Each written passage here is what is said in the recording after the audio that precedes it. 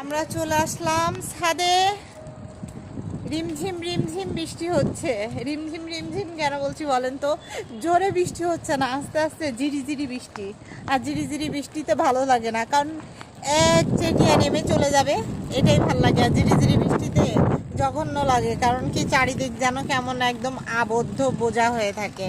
আর এই যে দেখেন চারিপাশটা আসলে কেমন যেন নিস্তব্ধ, একদম চুপচাপ। রাখিন, জুতো পরাবো, পরে যাবা, পিছলাই যাবা। আর এই যে আমরাও চলে আসলাম।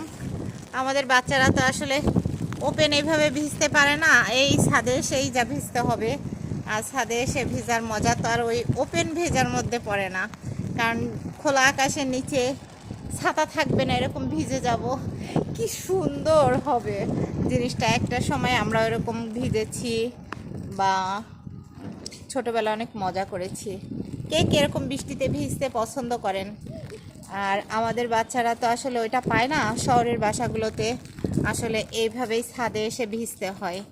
তার জন্য এই যে আকাশের অবস্থা দেখেন।